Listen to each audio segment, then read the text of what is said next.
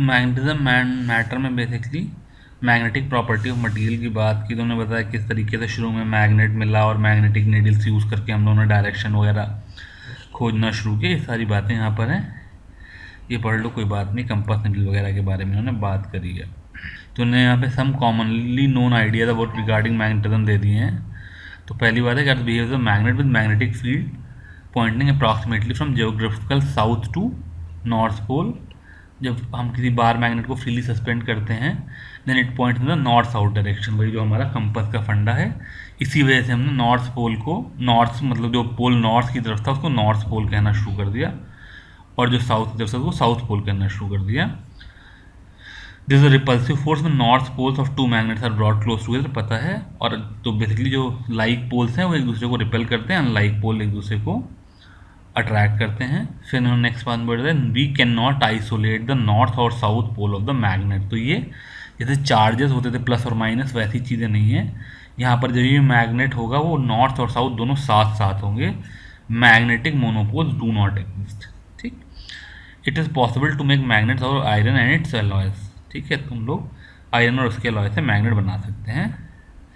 अब हम लोग बार मैग्नेट से पढ़ाई करना शुरू करेंगे।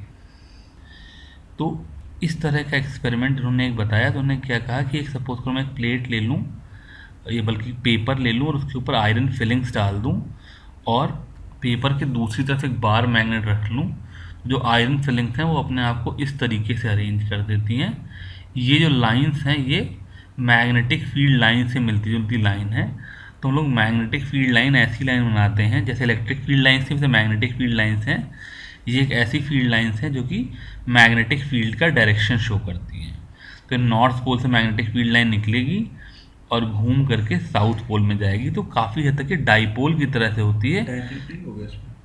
हाँ, मतलब जो फील्ड होगी वो किसी भी पॉइंट पे टेंजेंट होगी, तो काफ़ी हद तक ये इलेक्ट्रिकल डाइपोल की तरह से बिहेव करती है। लेकिन अगर हम दोनों में अंतर देखें, देखो इलेक्ट्रिकल डाइपोल में क्या होता था कि इलेक्ट्रिकल डाइपोल में प्लस चार्ज और माइनस चार्ज होता था, प्लस फील्ड बाहर निकलती थी, नेगेटिव पे आती थी। लेकिन with in the dipole field plus से माइनस की तरफ होती थी, बिकॉज यहाँ पर पॉजिटिव चार्ज से सारी लाइनें निकलती थी, नेगेटिव चार्ज पे सारी खत्म होती थी, बिकॉज यहाँ पर चार्जेस एग्जिस्ट करते थे। अब चूंकि मैग्नेटिक मोनोपोल एग्जिस्ट नहीं कर सकते, इसलिए कहीं से फील्ड लाइन निकल नहीं सकती, कहीं पर टर्मिनेट नहीं कर सकती। मतलब अगर गॉस लॉ जैसी चीज़ निकाल लगाएं तो integral B dot D S हमेशा ज़ीरो ही होगा, बिकॉज मैग्नेटिक पोल जैसी कोई चीज़ नहीं है। जो नॉर्थ पोल की लाइन निकल रही है घूम फिर के साउथ पोल में घुसेगी और फिर वापस नॉर्थ पोल में निकल आ जाएगी। तो यहाँ पर जो मैग्नेटिक फील्ड है वो एक कर्व लूप बनाएगी। और ये जो उन्होंने डायग्राम बनाया सोलेनॉइड का बनाया और दिखाया कि किस तरीके से सोलेनॉइड भी एक बार मैग्नेट की तरह से ही बिहेव करता है। उसमें भी अंदर करीब करीब हम लोगों ने आइडियल सोलेनॉइड पिछले पढ़ा था, तो उसमें यहाँ पे यूनिफॉर्म फील्ड थी। अब रियल सोलेनॉइड में यूनिफॉर्म फील्ड तो नहीं होगी, एक एंड से निकलेगी और दूसरे एंड से वापस घुस जाएगी, सर्कल पूरा कर लेगी।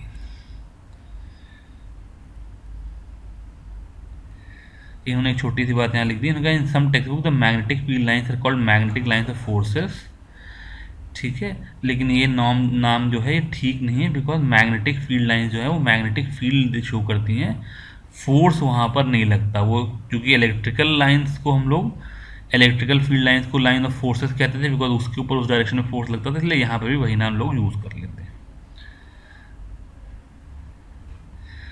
तो मैंने फिगर ऐसा ही बता दिया। इन फिगर को उन्होंने कुछ पॉइंट में दिया, उनको पढ़ते हैं तो हो सकता है एक आध पॉइंट मेरा मिस हो गया, वो मैं तुमको और बता दूं। तो पहला पॉइंट था magnetic field lines of magnet और solenoid form continuous close loop, ठीक है। तो हमने इलेक्ट्रिसिटी में पढ़ा था कि integral E dot D L is equal to zero for electrostatic condition, लेकिन यहाँ पर integral B dot D L zero नहीं होगा। हमने एम्पियर्स लॉ में पढ़ा कि integral B dot D L zero नहीं होता है, इसका मतलब वो क्लोज लूप बना सकती हैं। This is unlike the electrical dipole where these field lines begin from positive charge and at negative charge. तो पहला अंतर ये हुआ कि मैग्नेटिक डाइपोल जब होगा तो उसमें क्लोज लूप बनाएंगी फील्ड, इलेक्ट्रिकल डाइपोल में पॉजिटिव चार्ज से निकल के नेगेटिव चार्ज पे टर्मिनेट करेंगी। दूसरा ने कहा tangent to the field at any given point represent the direction of the net magnetic field at that point, ठीक है। तो इलेक्ट्रिकल फील्ड जैसा ही है, जैसी वो लाइन होती थी वैसे यहाँ पर भी है। The larger the number of field lines crossing per unit area the stronger is the magnitude of magnetic field. तो अगर मैं यहाँ पे देखूँ तो सपोज करो ये वाला पॉइंट जो है यहाँ पर पोल्स के पास देखो चीज लाइनें पास पास हैं, यहाँ दूर चले जाएं तो लाइनें कमज़ोर हैं, तो इसका मतलब यहाँ पर फील्ड स्ट्रेंथ ज़्यादा है, यहाँ पर फील्ड स्ट्रेंथ कमज़ोर है। फिर लास्ट पॉइंट कह रहे हैं the magnetic field lines do not intersect. ठीक है, बिकॉज वैसे जैसे इलेक्ट्रिकल फील्ड लाइन में थी, अगर वो इंटरसेक्ट करेंगी तो जहाँ पर इंटरसेक्ट करेंगी वहाँ पर उनकी एक से ज़्यादा दो फील्ड हो जाएंगी, दो डायरेक्शन हो जाएंगे, तो ऐसा हो नहीं सकता, इसलिए वो क्या कहते हैं, इंटरसेक्ट नहीं कर सकती हैं। अब इन्होंने कहा कि अब हम लोग बार मैग्नेट को एक इक्विवेलेंट सोलेनॉइड की तरह से देखेंगे। तो ये जो डेरिवेशन है ये अपने आप में बहुत इम्पॉर्टेंट नहीं है, इसके पीछे का कारण मैं तुमको बता दूं। पहले इनका प्रोसेस है वो बता देता हूँ, फिर आगे बताता हूँ क्यों इम्पोर्टेंट नहीं है। तो इन्होंने कहा कि मान लो मेरे पास एक सोलेनॉइड है, तो ये मेरे पास सोलेनॉइड है जिसकी लेंथ इन्होंने एल इधर और एल इधर लेकर के 2L लेंथ का सोलेनॉइड ले लिया है, और रेडियस ऑफ द सोलेनॉइड ए ले लिया है, और सेंटर से आर दूरी पर कोई एक पॉइंट पी ले लिया है जहाँ पर फील्ड निकालना चाह रहे हैं। तो उन्होंने क्या कहा कि अगर हम ओरिजिन से x दूरी पर एक dx थिकनेस का पतली सी स्ट्रिप काटें तो ये एक तरह का करंट कैरिंग लूप बन जाएगा, जिसमें n dx number of turns होंगे, और इन n dx number of turns की वजह से मैं यहाँ पे जो जैसा हमने पहले फोर्थ चैप्टर में किया था, एक करंट कैरिंग लूप की वजह से एक्सिस पे फील्ड निकालते थे, वैसे इसकी वजह से पॉइंट P पे हम लोग फील्ड निकाल सकते हैं। तो देखो इन्होंने क्या किया, इन्होंने कहा कि ये जो मेरा एलिमेंट है इसकी वजह से जो dB हो जाएगी वो mu not into N D X. N D X मेरा स्मॉल एन यहाँ पर number of turns per unit length है, तो एन डी एक्स जो है ये मेरा नंबर ऑफ टर्न्स होगा into I A square upon 2r minus X square plus A square की पावर 3/2 है। तो ये वही वाला फॉर्मूला लगा दिया, बस जो वहाँ पर r था उसको इन्होंने यहाँ पर r ना ले करके r माइनस एक्स ले लिया, बिकॉज रिंग के सेंटर से पॉइंट P की दूरी r नहीं है, r माइनस एक्स है। तो वहाँ पे मेरे पास डिनोमिनेटर में R square plus A square आता था, यहाँ पे r minus X square plus A square होता है। अब इन्होंने इसको इंटीग्रेट किया तो माइनस एल से एल तक लेकर के इंटीग्रेट कर लिया। अब अगर हम लोग इसको इंटीग्रेट करते तो ये थोड़ा सा ट्रिग्नोमेट्री मुश्किल होती, थोड़ा सब्स्टिट्यूशन करके करते, लेकिन यहाँ पर उन्होंने ये सारे लफड़े ही ख़त्म कर दिए। इन्होंने दो छोटी छोटी बातें कह दी, एक इन्होंने कह दिया कि r is very very greater then a, और दूसरा r is very very greater then l।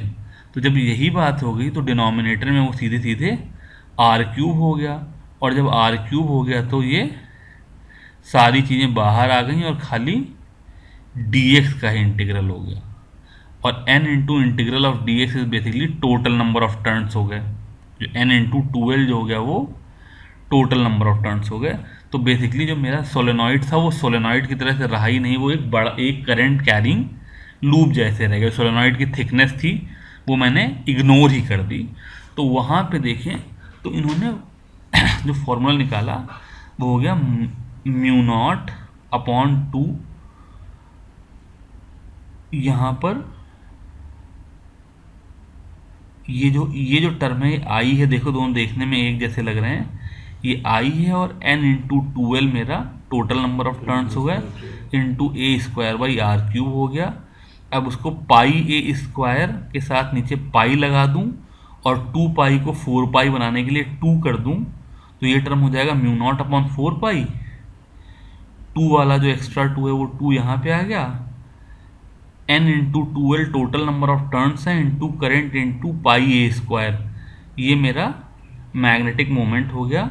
जो फील्ड हो गई वो mu not upon 4 pi 2m/r³ हो गई, जो हम लोगों ने पिछले चैप्टर में वैसे ही पढ़ रखी थी कि अगर मेरे पास करंट कैरिंग लूप हो तो उसकी एक्सिस पे फील्ड म्यू नॉट अपॉन 4 पाई 2m/r³ है। तो ये जो जितना इन्होंने इंटीग्रेशन किया ये सब बेकार है, क्योंकि तुम सोलेनॉइड को सोलेनॉइड की तरह देख ही नहीं रहे हो, तुम सोलेनॉइड को एक करंट कैरिंग लूप की तरह से देख रहे हो। तुम कह रहे हो कि भाई जो मेरा आर है वो इतना दूर है कि सोलेनॉइड की थिकनेस वगैरह सब नेग्लिजिबल है।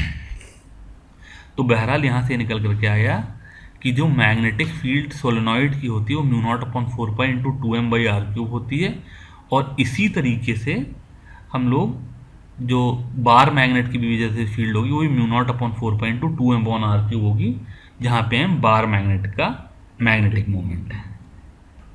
तो जैसे हम लोग बार मैग्नेट को डाइपोल की तरह से देखेंगे और फिर जैसे डाइपोल के फॉर्मूले थे वैसे फॉर्मूले यहाँ लगा देंगे। फिर इन्होंने अगली बात की कि dipole in uniform magnetic field, तो जैसे वहाँ पे टॉर्क P क्रॉस E लगता था वैसे यहाँ पर टॉर्क M क्रॉस B लगेगा। तो हमने पीछे करंट कैरिंग लूप के लिए किया था, इस बार बार मैग्नेट के लिए टॉर्क M क्रॉस B है, MB साइन थीटा हो गया। अब यहाँ पर उन्होंने एक चीज़ बताई कि हम लोग किसी भी बार मैग्नेट का अगर M नापना हो तो हम एक डिवाइस यूज़ करते हैं जिसका नाम है वाइब्रेशन मैग्नेटोमीटर। तो यहाँ पर उन्होंने वाइब्रेशन मैग्नेटोमीटर का तो नाम नहीं दिया, लेकिन उसका कंसेप्ट यूज़ कर लिया है। तो मैं बता दूँ एसेंशली क्या हुआ। मेरे पास एक बार मैग्नेट था, उस बार मैग्नेट को मैंने मैग्नेटिक फील्ड में रखा, तो बार मैग्नेट अपने आप को मैग्नेटिक फील्ड के अलॉन्ग अलाइन कर लेगा। अब अगर मैं उसको हल्का सा डिस्टर्बेंस दूँ तो उसके ऊपर टॉर्क लगेगा जो कि एम बी साइन थीटा होगा और वो रिस्टोरिंग होगा। छोटे एंगल के लिए इसको मैं एम बी इंटू थीटा लिख सकता हूँ। अब torque is equal to I alpha लिखूँ तो I into D two theta by D T square is equal to M B theta हो जाएगा। यहाँ इन्होंने माइनस साइन लगाना भूल गए हैं, या यहाँ पर मेरी एस एच एम जैसी कंडीशन हो जाएगी, D two theta by D T square is proportional to minus theta. तो जो एम बी बाई आई है ओमेगा स्क्वायर हो जाएगा। यहाँ से ओमेगा की value root M B by I या time period 2 pi root I by M B आ जाएगा। तो अब मेरे पास एक ही रिलेशन आ गया, b is equal to 4 pi square I upon M T square. तो आई मेरा मोमेंट ऑफ इनर्शिया है, बार मैग्नेट की मुझे लेंथ और मास वगैरह पता होंगे, निकाल लेंगे। मैग्नेटिक मोमेंट और b ये मेरे दो वेरिएबल हैं। मैं अपने बार मैग्नेट को मैग्नेटिक फील्ड में लटकाऊंगा और हल्का सा ऑसिलेशन देकर के उसका टाइम पीरियड मेजर कर लूँगा। अब अगर मुझे मैग्नेटिक फील्ड पता हो तो मैं मैग्नेटिक मोमेंट निकाल लूँगा, मैग्नेटिक मोमेंट पता हो तो मैग्नेटिक फील्ड निकाल लूँगा। तो दोनों तरह के काम इससे हो सकते हैं। फिर जैसे एम बी साइन थीटा के लिए potential energy minus M dot B थी, वैसे इन्होंने minus M dot B potential energy निकाली। इसका मतलब ये है कि जब एम डॉट बी जीरो यानी कि जब M is perpendicular to B है, theta is equal to 90 degree पे हम डेटम ले रहे हैं।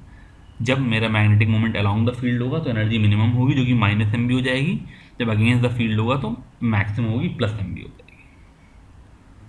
एग्जाम्पल 5.1 क्या कह रहे हैं, इन फिगर 5.4 बी देख लेते हैं फिगर कैसा था। ये 5.4 बी है, basically compass needle magnetic field के साथ थीटा एंगल बना करके रखी हुई है। Needle has a magnetic moment of 6.7 into 10 to the power of, misprinting है, देख लेना बुक में एग्जैक्टली ये क्या वैल्यू है। ये शायद 6.7 इंटू 10 ही हो, एम्पियर मीटर स्क्वायर है। तो मैग्नेटिक मोमेंट दे दिया, मोमेंट ऑफ इनर्शिया दे दिया। यहाँ पर भी देखो 7.5 into 10 to the power of -6 था, तो ये भी मिस प्रिंटिंग है। तो बेसिकली मैग्नेटिक मोमेंट दे दिया, मोमेंट ऑफ इनर्शिया दे दिया, and it complete 10 oscillation in 6.7 second. तो यहाँ से टाइम पीरियड निकाल दिया।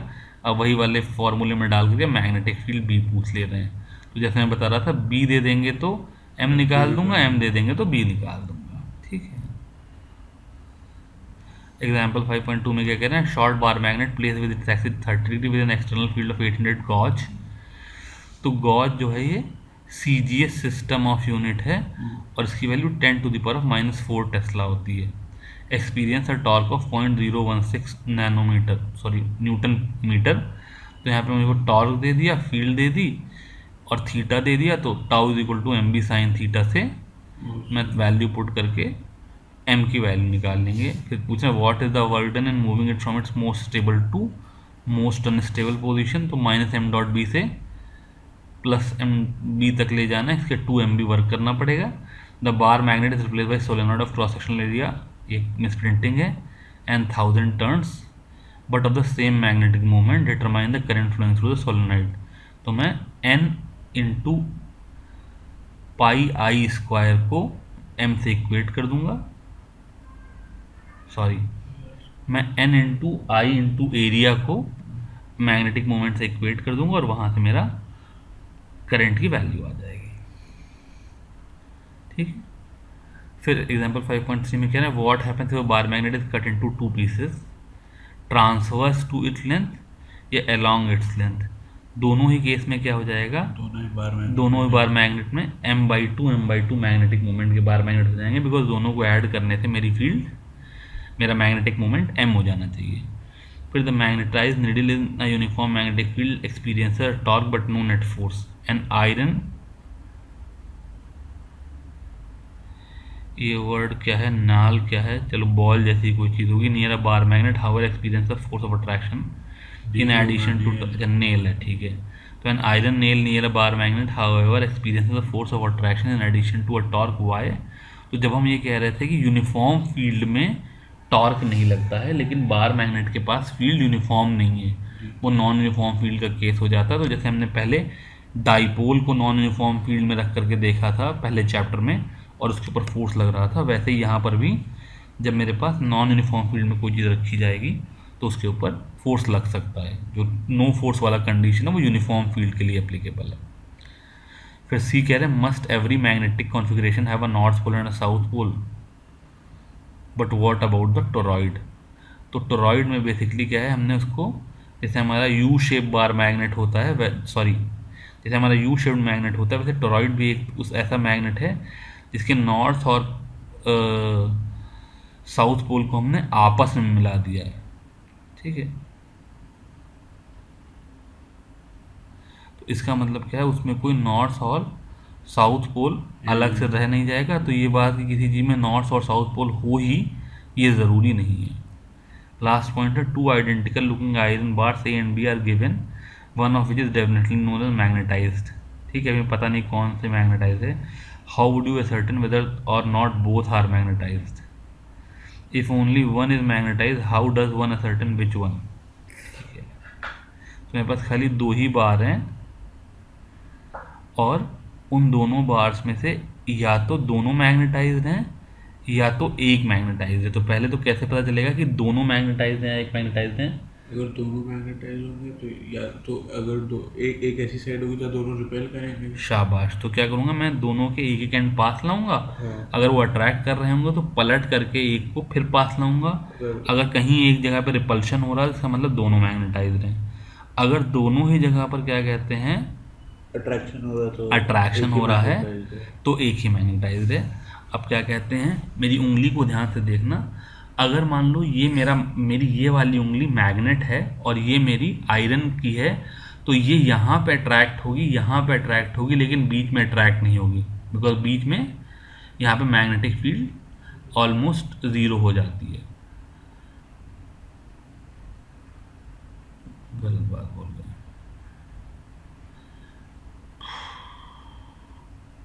वीक हो जाती है बेसिकली बोलना चाहिए, सॉरी। फिर से इसको रीटेक कर लेते हैं। तो मेरी उंगली को ध्यान से देखना। सपोज करो क्या कहते हैं, ये मेरा मैग्नेट है और ये दूसरी वाली उंगली मेरी आयरन की है, तो ये यहाँ पे अट्रैक्ट करेगी, यहाँ पे अट्रैक्ट करेगी, लेकिन जब मैं बीच में लाऊंगा तो कम अट्रैक्ट करेगी, बिकॉज मैग्नेट के बीच में मैग्नेटिक फील्ड वीकेस्ट होती है। लेकिन अगर मान लो ये वाली रॉड आयरन की है और ये मैग्नेट है, तो किनारे में भी अट्रैक्ट करेगा, यहाँ भी अट्रैक्ट करेगा और बीच में भी अट्रैक्ट करेगा। तो जिस चीज़ के बीच में क्या कहते हैं अट्रैक्शन कम हो जाए वो चीज़ मैग्नेट है। आयरन हर जगह पे अट्रैक्ट करेगा। तो इस तरीके से हम पता कर लेंगे कि अगर एक मैग्नेट है एक आयरन है तो कौन सा आयरन है कौन सा मैग्नेट है।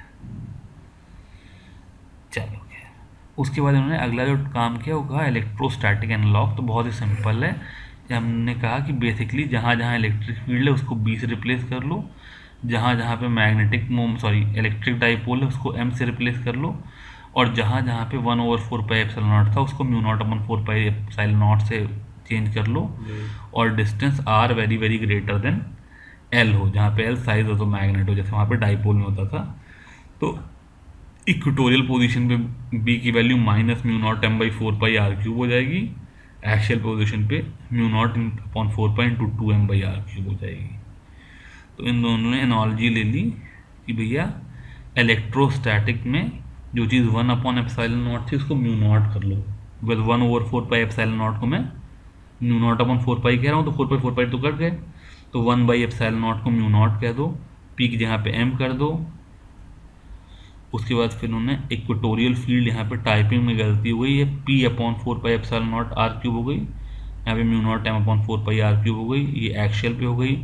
Torque P dot sorry P cross E हो गया, यहाँ पे एम क्रॉस बी हो गया, और एनर्जी एम डॉट बी हो गई माइनस साइन के साथ, यहाँ पे माइनस एम डॉट बी हो गई, सॉरी एक्स्ट्रा एनर्जी इलेक्ट्रोस्टैट में माइनस पी डॉट टी हो गई और मैग्नेटिज्म में माइनस एम डॉट बी हो गई। अब इस वाले फॉर्मूले को यूज़ करके बेसिकली एक्सिस पे 2m/r³ का डिपेंडेंस और इक्वेटोरियल पोजीशन पे -m/r³ के डिपेंडेंस को यूज़ करके इस तरह के सवाल पूछने लगे। तो कह रहे हैं what is the magnetic of equatorial and axial field due to bar magnet of length 5 and distance 50 centimetre from the mid point, the magnetic moment of the bar magnet is 0.4 ampere metre square. तो basically जैसे ही तुमको magnetic moment मिला और length 50 के सामने 5 negligible है, तो मैं वही वाला फॉर्मूला लगा करके इससे एक्शियल और इससे इक्वेटोरियल, सॉरी उल्टा, इससे इक्वेटोरियल और इससे एक्शियल पे निकाल दूंगा।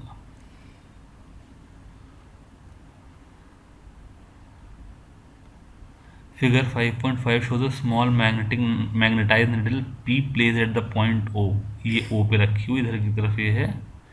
The arrow shows the direction of the magnetic moment। The other arrow shows different positions and orientation of magnetic moment of another identical needle Q। ठीक है, तो मतलब यहाँ पर अगर P ऐसे रखी है तो मैं Q को यहाँ रख सकता हूँ, ऐसे रख सकता हूँ, नीचे रख सकता हूँ, यहाँ ऊपर रख सकता हूँ, ऐसे रख सकता हूँ। अब ये कह रहे हैं in which configuration the system is not in equilibrium. तो पहली बात तो देखो, अगर यहाँ पे P रखी है तो जब घूम के आएगी तो फील्ड नीचे की तरफ होगी, इसलिए ये वाली दोनों जो चीज़ें हैं ये तो इक्विलिब्रियम पे नहीं है। यहाँ पर फील्ड इस डायरेक्शन में होगी इसलिए अनस्टेबल इक्विलिब्रियम पे है। ये वाली फील्ड ऊपर की तरफ होगी और एम भी इधर, इसलिए स्टेबल इक्विलिब्रियम है। ऐसे साइड में इधर फील्ड नीचे होगी और ये नीचे है इसलिए स्टेबल इक्विलिब्रियम है, और लेफ्ट में फील्ड नीचे होगी और ये ऊपर इसलिए अनस्टेबल इक्विलिब्रियम है। ठीक है, तो जो स्टेबल वाले हैं उनमें एनर्जी जो है वो हाईएस्ट होगी और जिसमें अनस्टेबल है उसमें लोवेस्ट होगी, सॉरी जो स्टेबल है उसमें लोवेस्ट होगी।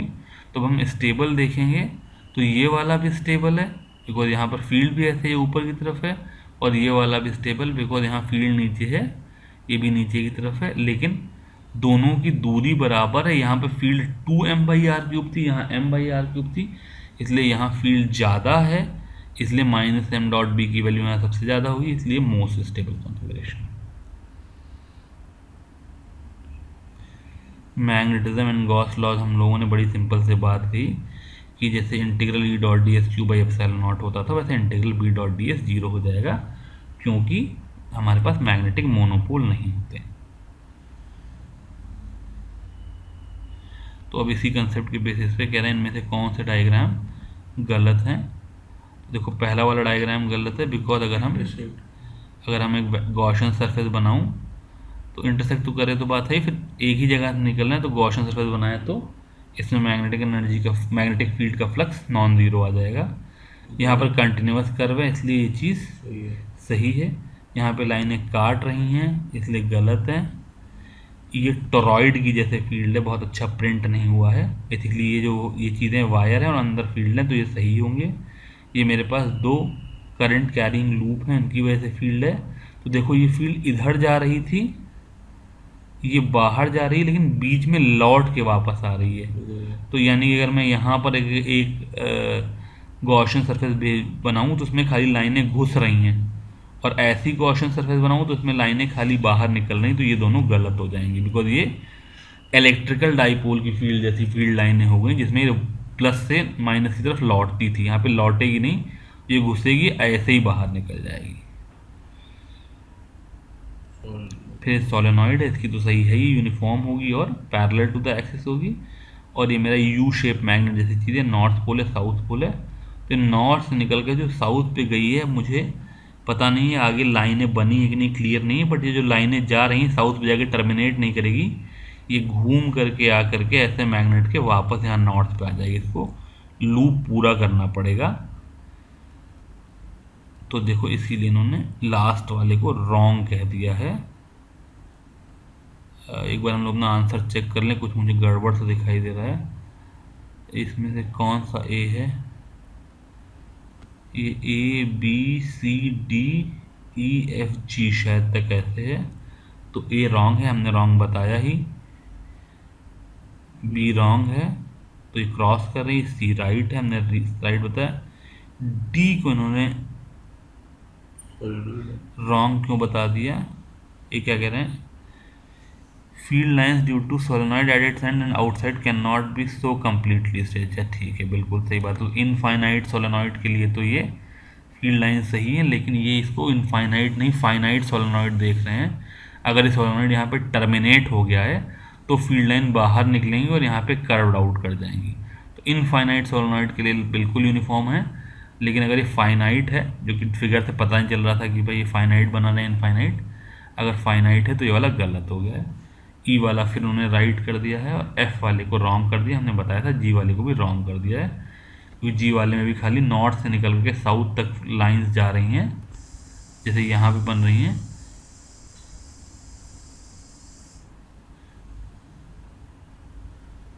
इधर लाइंस भी होनी चाहिए, जो नॉर्थ से साउथ जा रही है वो घूम करके वापस आनी चाहिए।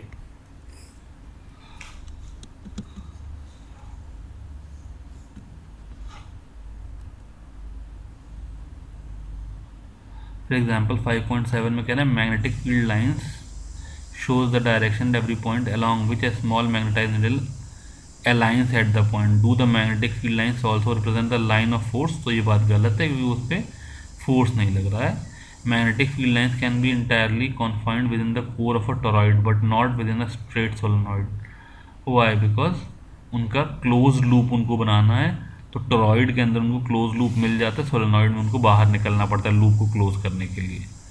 सी कह रहे हैं magnetic monopoles existed, how would Gauss law of magnetism be modified? तो वो integral B dot D S non zero भी हो जाता है। वो जैसे वहाँ मेरा क्यू बाई एप्साइलन नॉट हो जाता है, हमने जो एनालॉजी पढ़ी उसमें 1/एप्साइलन नॉट जहाँ पे म्यू नॉट आ जाना चाहिए, इसलिए मेरा गॉस लॉ हो जाता है integral B dot D S is equal to mu not into Q, जहाँ पे क्यू मैग्नेटिक मोनोपोल का स्ट्रेंथ हो जाती है। Does a bar magnet exert a torque on itself? तो ये तो हो ही नहीं सकता, बिकॉज अपनी फील्ड की वजह से कोई अपने आप को के ऊपर फोर्स नहीं एग्जर्ट कर सकता। ई कह रहा है मैग्नेटिक फील्ड लाइंस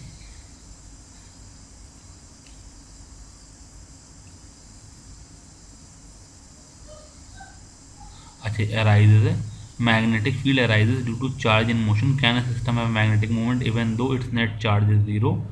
तो हाँ जी, तो सब जगह पे नेट चार्ज तो ज़ीरो ही होता है, लेकिन टिपिकली जैसे मान लो जो मैग्नेट्स होते हैं उनमें भी क्या होता है, नेट चार्ज तो ज़ीरो है, लेकिन पॉजिटिव चार्ज प्रोटॉन का स्टेशनरी होता है, इलेक्ट्रॉन मूव कर रहे होते हैं, उसी की वजह से मेरे पास मैग्नेटिक फील्ड बन जाती है।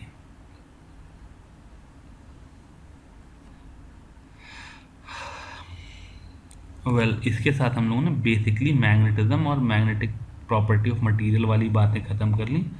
अगला जो टॉपिक है वो अर्थ मैग्नेटिज्म का है, वो हम लोग अगले वीडियो में कवर करेंगे। Thank you.